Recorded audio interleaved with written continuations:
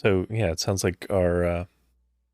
I know a lot of things aren't in the news anymore. Sounds like our my representative here, in Congress, is at least trying to continue to work with some folks who are still trapped over there to help them get out. But this particular segment isn't even about the current events in Afghanistan. It's I wanted to talk about the law enforcement angle of it because, we've been continuing to talk about policing. And what happened in Afghanistan is a little bit of there's lessons that can be learned there that I think aren't being discussed. And as a preface, first, I totally understand and acknowledge that the situations there versus elsewhere are unique, that things are very different. But there are some parallels, and I think those should be examined. I'm also working off of incomplete information. So as I get better sourcing, I will share that. But at this time, I've just been reading over reports from like the joint task force that was over there and the U.S. State Department and things of that nature, which do provide a perspective, but it's a fairly limited perspective. There hasn't been, at least as far as I can tell, a lot of actual research done on this, but the when the U.S. self-identifies as world police, it's a good place to look for perils. Exactly. That's kind of the thing, Shaloon. How does it feel to live in the U.S.? It's complicated. I'll leave it there. um, so, one of the things that one of the parallels that I really want to examine is the approach that occurred there. So, when the Soviets were in charge, their approach was to build the Afghan National Police up and modernize it and militarize it.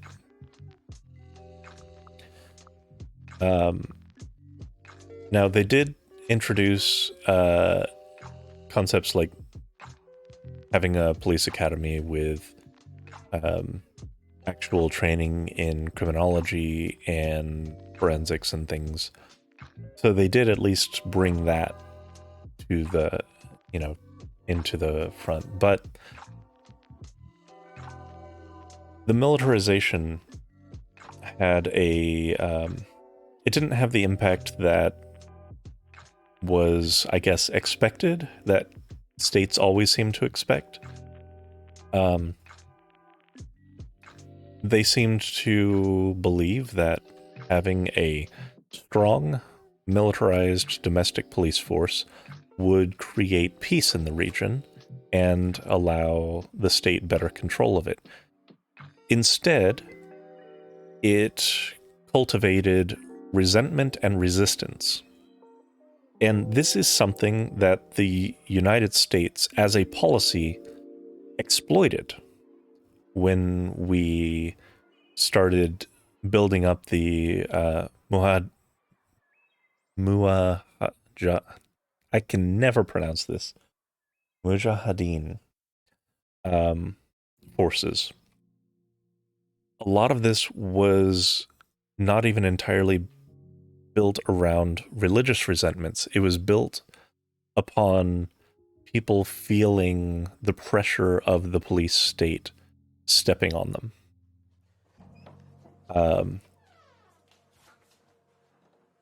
It was widely perceived as a increasingly military occupation. not necessarily because of troops. Yes, it was the Soviets who were in charge at the time through the 50s and into the 80s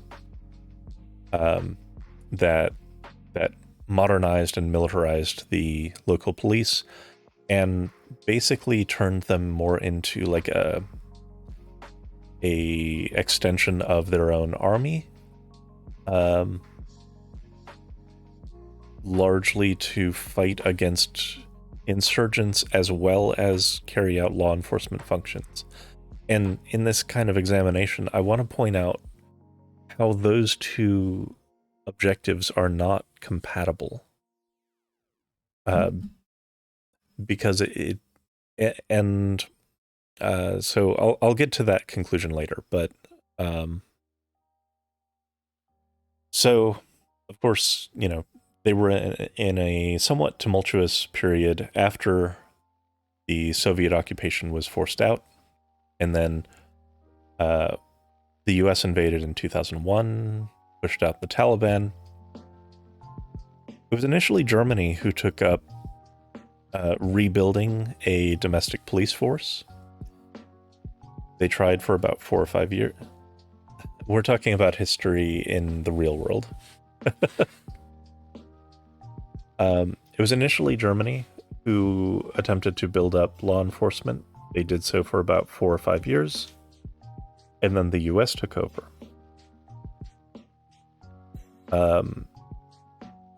We had rebuilt the law enforcement forces up to something like 40 or 50,000 strong by 2006, I believe. And we took the exact same approach as the Soviets. When was Germany building up their police? From 2001 till about 2005. They were just, because they were closer geographically, they were taking on that role. It wasn't working. And I want to examine the why it wasn't working. Because, again, Germany and then the US both took on the exact same approach. Let's turn law enforcement into a militarized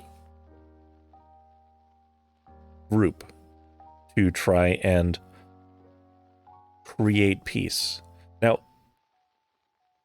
what we've kind of been talking through with the essays on police abolition is that militarized police punitive policing does not produce peace. And that is, in microcosm, the exact thing that we see in Afghanistan when the Soviets were doing it, when Germany was doing it, when the US was doing it, when all of these groups were throwing tons of resources into the area, all of the equipment that they could possibly need, etc. Garlic's asking, did Germany do anything different insofar as training police officers? No. They just stuck with, let's create a law and order group of, guys with guns that will go around and inflict peace upon the population. In all of these cases, it seems to have bred resentment and created space for dissidents to rise up against what was and what continued to be perceived as an occupying military force, even just the law enforcement, because they were being treated as an extension of a larger military. They were never at any point, law enforcement never at any point was being used to reach out to and build up and cultivate relationships with the community. Community health was never centered in any of this. And this is largely why, so that resentment boiled over and never cooled off. So by 2012, one of the reports said that the rates of officers being killed was about 200 every month because they're easier to target than actual military officers. But they're being perceived as an extension of the same. They were increasingly trained at how to combat insurrection and trained less and less about how to, I mean, I don't think they were ever trained at anything like de-escalation or anything like that. And so their law enforcement was basically just taught to view the population as a dangerous population that must be subjugated through the use of force. This is a parallel that should not be ignored, and that is only ignored at your own peril, because that is the exact same perception that is created in the US police training, in the US's police force. They also are disciplined and trained to view the population at large not as a community that they are a part of, but as a constant threat that they have to keep in check with the use of force. Now, things escalated much more quickly in Afghanistan because of the nature of it coming out of a war and stuff. Oh, did I not change the stream title? It should be updated. Go ahead and refresh. I thought I had hit that button. Maybe I hadn't. It should be updated now.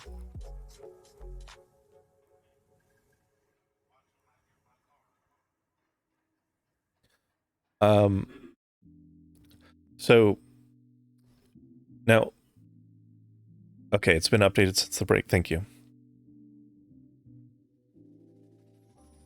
Now, I don't want to sound like I am defending the Taliban. I'm not. Fuck the Taliban.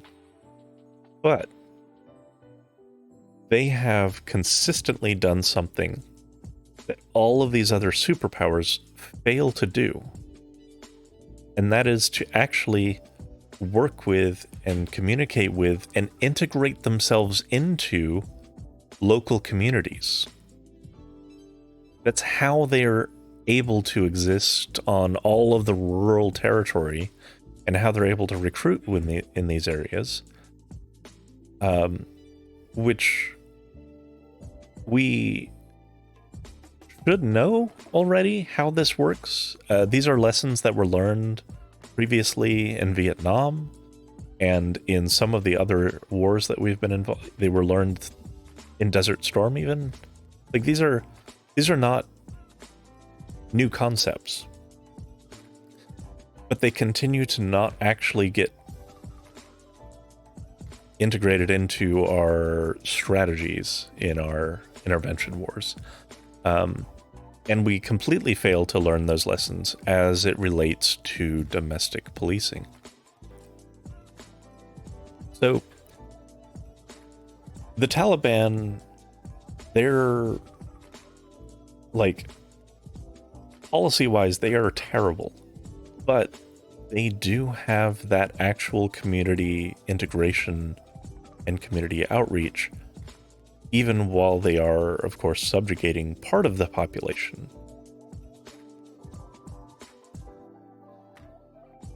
Right. That's the thing, Shalom. We never learn from terrorists and gangs who are really good at infiltrating and integrating within communities. Gangs are a great point as well. Like, gangs fill a void. They fill a need. And yeah, some of the things they do can be terrible, but they wouldn't be able to exist without some level of community buy-in. That's just the reality of it. And that community buy-in is something that law enforcement should seek to emulate, because it's rooted in actually becoming a part of that community, being seen as a partner within it, and ultimately being perceived as a stabilizing force rather than an occupying force.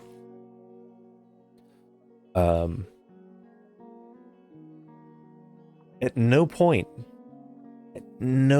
during the war in Afghanistan did anyone have any faith in the Afghan National Police to be able to provide security, not only because they couldn't, because they were being killed over and over and over again, but also because, given the position that they were in, and given the militarization and the training to view the population as a group to be subjugated, they also were constantly attacking people, sexually assaulting women, stealing from people.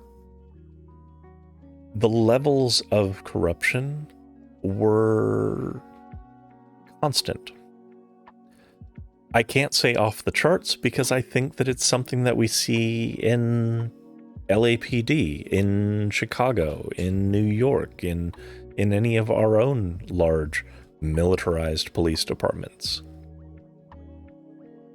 These are not things that should be a surprise. It is a byproduct of training up a group,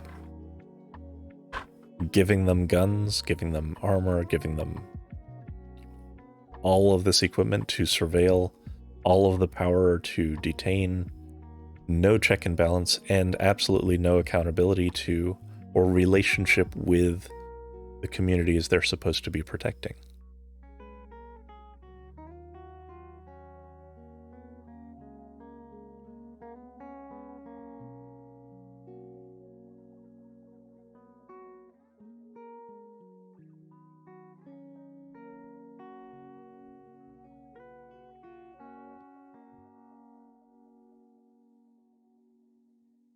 The only positive thing that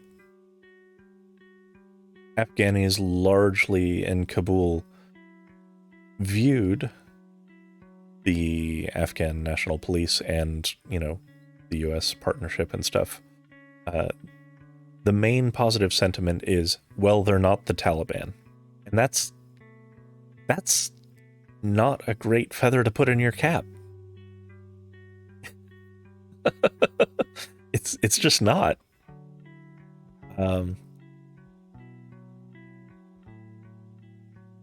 I really want to be reading more into this. It's just finding information about this is very difficult. For one, there's absolutely I don't want to say there's absolutely none, but it has been very difficult for me to find any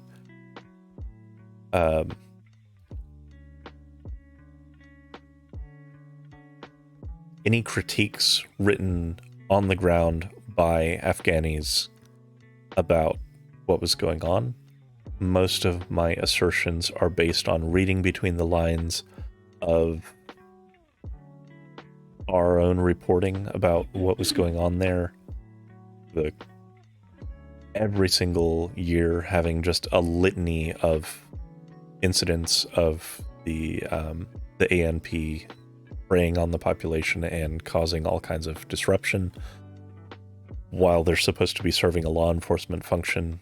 The reports of constant killing of these officers, which, no, it's not just the actual Taliban doing that. That is a broader insurgency movement. When you have your law enforcement officers being killed at that rate, that means that your population is in a state of unrest and has rejected you. That is a failed state condition. Like, what have we talked about? A government is definitionally whatever organization is able to maintain a monopoly on the use of force within a geographic region. If that's the definition that we're using, the Afghan government was never able to solidify itself as a government. It's been a failed state for the entire time we've been occupying it. Your friend in Afghanistan, or your friend in Arkansas, works for the city in a predominantly black area. 90% of the police force is black. Generally, the community is very positive to the police force. That's great. And especially in some more, in areas where police actually kind of are part of the community, and especially where they're like elected by the community, things seem to be a bit better. I don't know if that's the case there, but I kind of wanted to just examine this because for 20 years, basically, we've been continuing to ramp up the militarization of the Afghan National Police, trying to get them to be able to force law and order upon the community. But if there's any lesson to be learned from that, it's that you can't do that. You can't actually force that if the population has rejected you. They are supposed to be a part of the local community. In many, many, many places, they are not. In many places, they police places, communities and neighborhoods that they would never go to and that they resent, that they have no connection to. They do not know any of the people. They just commute and do their route and then go home, across the tracks. Electing a police force? Wow, I know. Actually in rural areas, that's fairly common because it's just like the sheriff and they're, Andrew's completely correct. In smaller towns and more rural areas, it's very frequent that they are elected, and the rate of problems that you see is actually a lot lower. I suspect that is part of why there's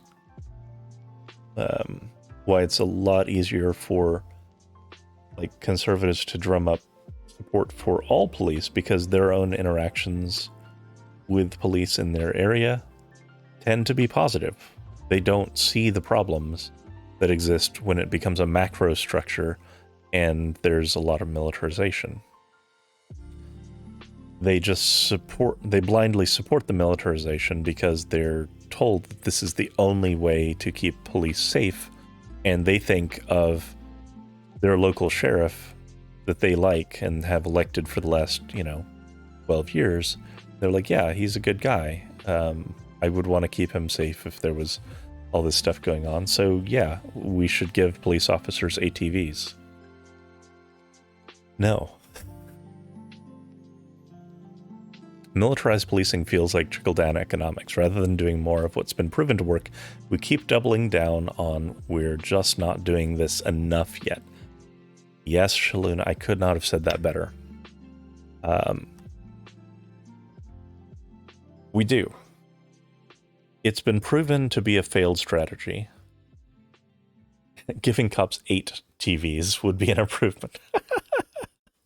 Yes. We continue to think that, we just need to give them bigger guns, more APC. Yes, that's what I meant. Thank you, Andrew. APCs. Fuck. I don't know why I said ATVs. Whatever. Armored personnel carriers, yes. Not all-terrain vehicles. Although they get those too. Whatever. Thank you. Thank you. I really feel as though a good study could be written and developed just based on Afghanistan, because it is a very recent thing, and it had literally all of the resources they could possibly want to implement a modern military police. They had APCs, they had Humvees, they had guns ranging from sidearms to, machine guns. They had the tear gas, they had the LRADs, they had everything we've thrown at them, and nothing worked. It only got worse for them as time went by. They only lost more officers as they became more and more militarized.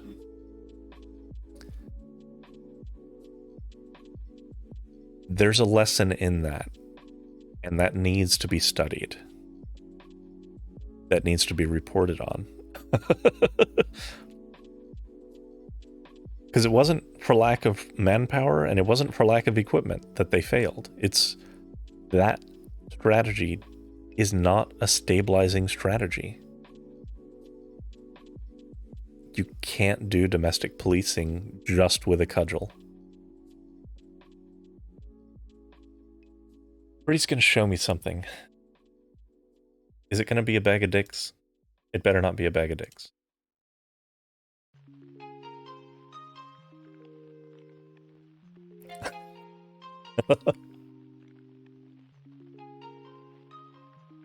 In a way, yes. Okay.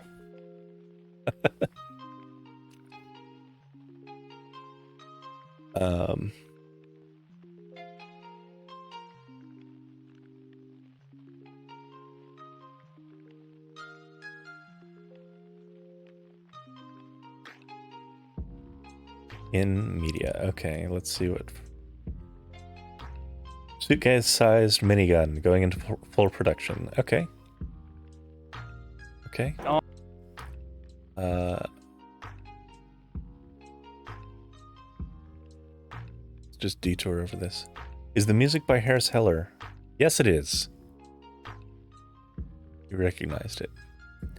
Guess who's gonna get these? Well, I think Fern should double wield them, but I don't know. Let's see. Let me click over here. Everybody saw this gun a couple years ago at SHOT Show. We made a huge splash.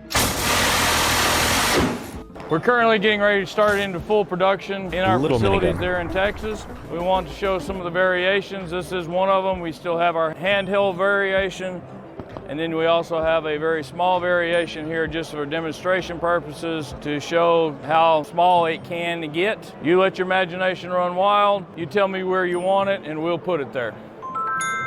We've sped the system up. We've eliminated all of the kinks. The gun will rotate in both directions. So if you have failures, you can clear the failures. It has locking mechanisms that are totally different, that are reversible. It has a different electronic package. It will run at a 90-degree angle, either up or down. It will also operate in a reverse, upside down capacity. Yes, go. So our production is going into full speed. In 6 months, you will start seeing this in the hands of the military. Stay tuned. We will be seeing you and you seeing us.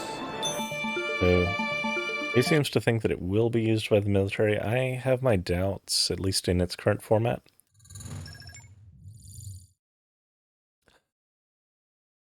Yeah. I mean, that's something that we had talked about a little bit last week, Shaloon,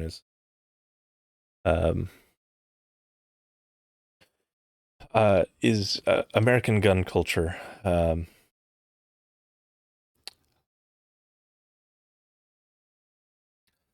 I mean, probably no one needs it, but it's been produced. It isn't going to be unproduced, so it's going to get into people's hands. What has to be solved is the underlying culture of guns. Yeah, the military already has a whole range of miniguns, and this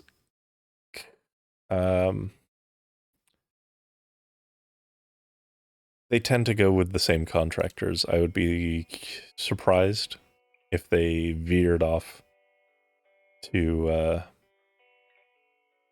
this startup or this company.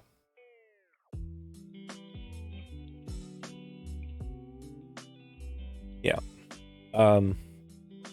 that's the thing, is it's the fetishization of guns that's the problem.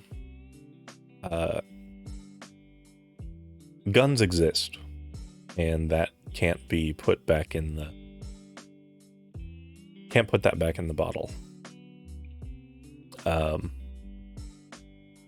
So the question is, how does your society view guns? And in America, it's just viewed as a shortcut to basically chest thumping about how patriotic and masculine you are. And that's dangerous. Like that, they should be viewed as power tools, or, the same... Yeah, they should really be viewed as like the same reverence as a chopping saw or something. Because, and by reverence, I mean viewed with respect to the damage it can do and treated responsibly as a tool. Yeah, or cars. There are absolutely car enthusiasts, and most of them drive responsibly. There are, of course, some that go quite off the rails and like to go, driving very recklessly. But, yeah, too fast.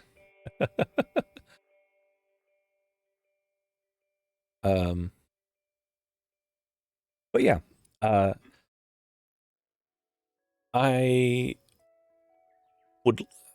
trying to find better resources, like I said, talking about the Afghan National Police, their interactions with communities, attitudes about the Afghan National Police by locals, not just in Kabul, but also around the country.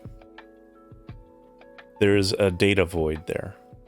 Because we kept the place under such military lockdown, it's hard to get those sorts of opinion pieces out, and it's very hard to find. There's also the language barrier.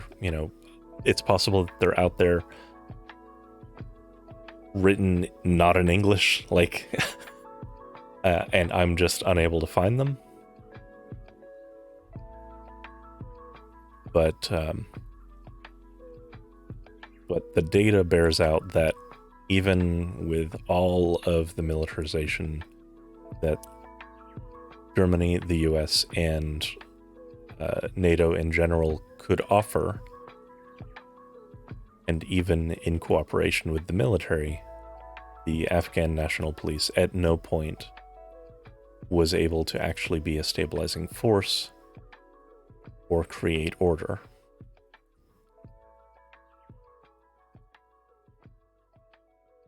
How is the new Afghan police forces since the regime change? Actually, that's a really good question. From what I was able to read, violence is actually way down in the region. Now, obviously, some of that is the Taliban was pushing it, but it also speaks to them having at least some community support, some community buy-in. Most of the friction, almost all of the friction is still in Kabul, which was the last holdout of the Afghan National Police and the US forces. In rural Afghanistan, things are very stable from what I can read. Again, the Taliban has some very fucked up policies. I would never endorse the Taliban, but that said, should be recognized that their ability to actually engage with the places that they are trying to, rule and actually integrate themselves into the communities does seem to be working.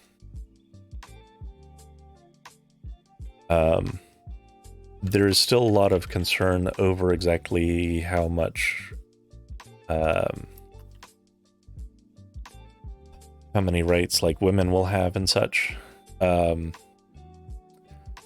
But like there was this article written by the LA Times, for example. New police is more Judge Judy than cops. The Taliban they seem to have put people into, you know, street policing for now, but they are doing a lot of moderating of how they do that.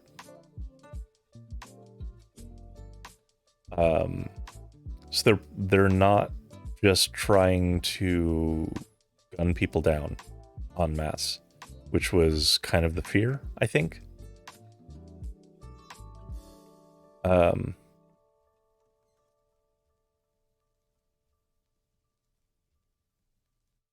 It's again, it's hard to find concrete information.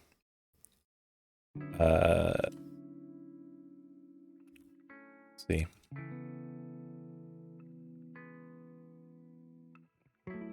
Like, you know, as a warning, here's CNN talking about it. But yeah, they do a lot of this attitude where they inform people about things. They talk about giving people warnings and talking to them with increasingly harsh terms to try and get them to follow their Sharia law or what have you.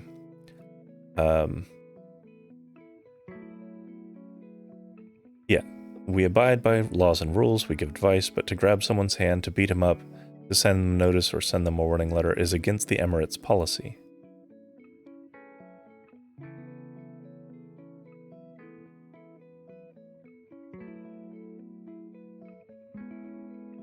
This is, at least if they're following this, this is actually like the Afghan National Police also, I'm sure, had policy against beating people up, but they were constantly getting in trouble for beating people up or killing them or sexually assaulting women. So, you know, it's hard to say what exactly is going on. Like I said, it's hard to get concrete information out there.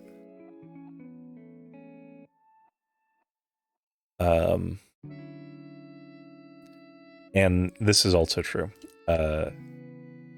While for the broader population, the Taliban may ultimately be a stabilizing force, for members of the LGBT community and such, not so much.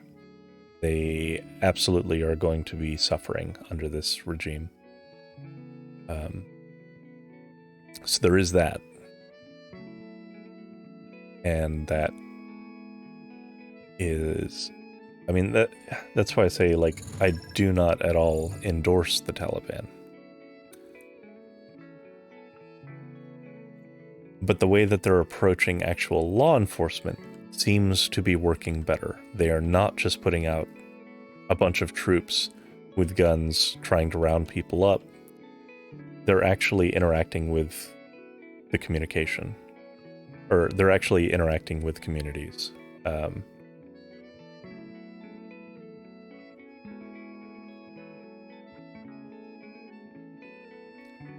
That's also true. If this stuff is a fair representation, which I know I keep harping on it, but it's really hard to get objective information out of there. But yes, it could be as simple as the Taliban's goals include long-term stability because they want to rule the country. And they recognize they have to be integrated with the country and they have to have community buy-in.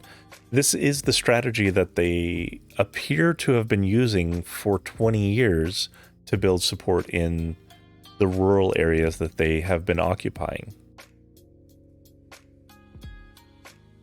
This appears to be exactly how they've done that out there, and now they're doing it in Kabul.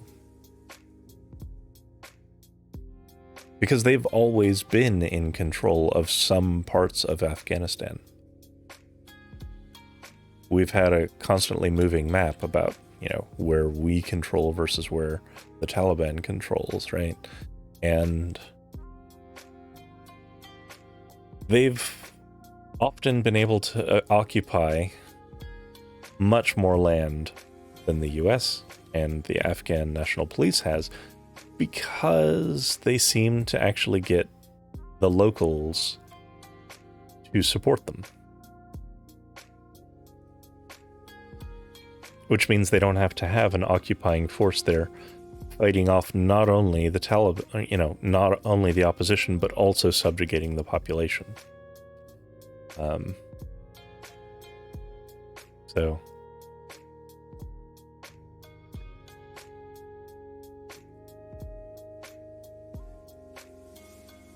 these conversations are always a little difficult because, I really do not want to sound like I'm trying to be an apologist for the Taliban. I'm just examining it purely from a effectiveness of being a domestic force perspective. Effectiveness at creating local stability.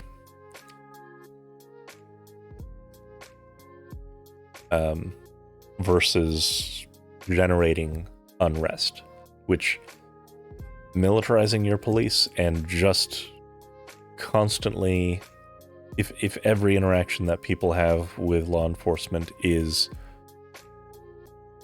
them being a lethal threat, then it just is going to create more unrest. So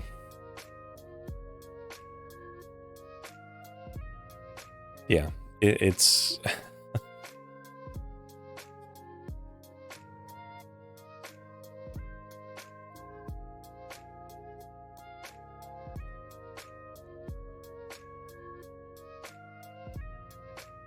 I think there's absolutely some vital lessons to be learned there that are going to be very difficult to talk about, because talking about them it can sound very sketchy unless someone is actually willing to engage the conversation in good faith, which a lot of people are not.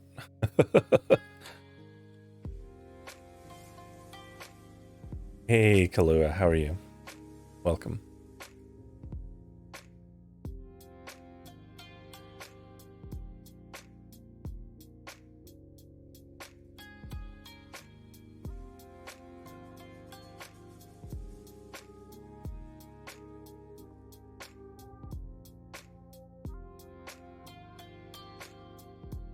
Good.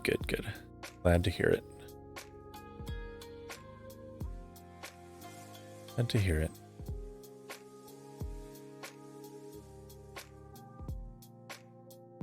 I'm doing all right. It's a natural challenge with critiquing the US, yeah. Even with all our horrible platforms, we're one of the most progressive nations in the world, but it's our lack of improvement over time, especially with overwhelming resources, that makes it disappointing, absolutely.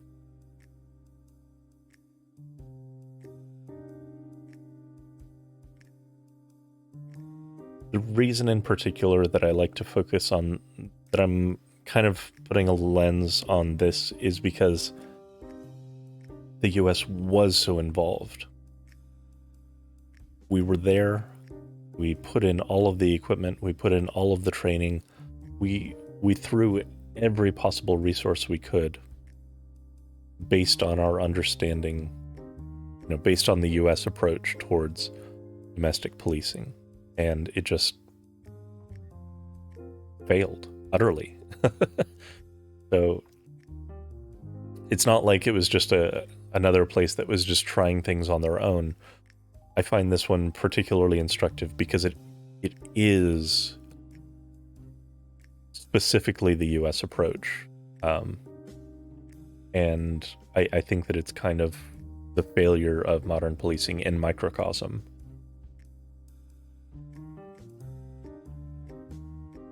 Yeah, so we almost inevitably have to take lessons from a lot of places that are holistically worse than us. Yeah.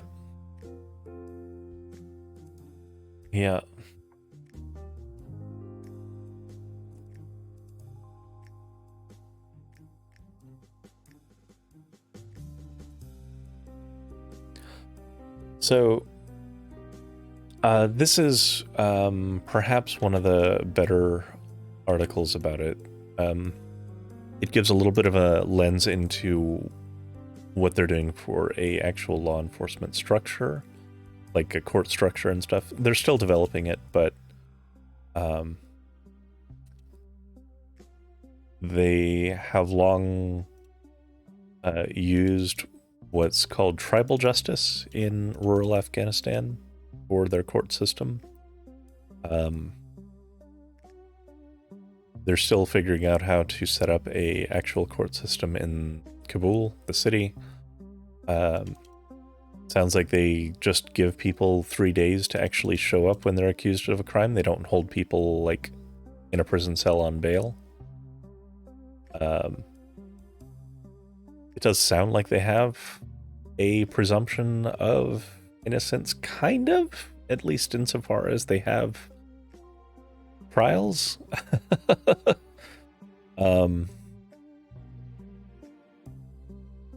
But yeah, it's, part of it too is they may have just integrated some of the lessons that they saw into their own approach. Like they may have learned from a lot of the resistance that was built up against them and said, okay, we have to soften in some areas that just weren't working. Sometimes being deposed of power can be humbling. That is something the US has never faced. Most other countries in the world have had to cede land at some point.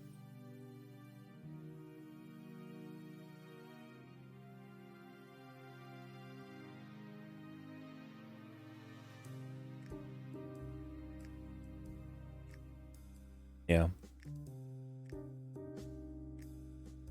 So, I don't know. That's probably enough on that subject. There's more to learn there, and more to study, but oh yeah, this was one of the resources that I was reading.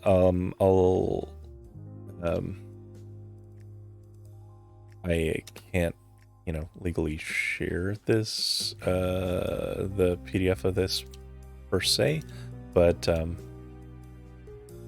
this was in 2008, when we were still occupying, calling for needing to do some sort of major reform of the Afghan National Police, because it was already, even then, viewed as a failure. Viewed as a group of basically state thugs that were just being violent to the community and robbing them and stuff.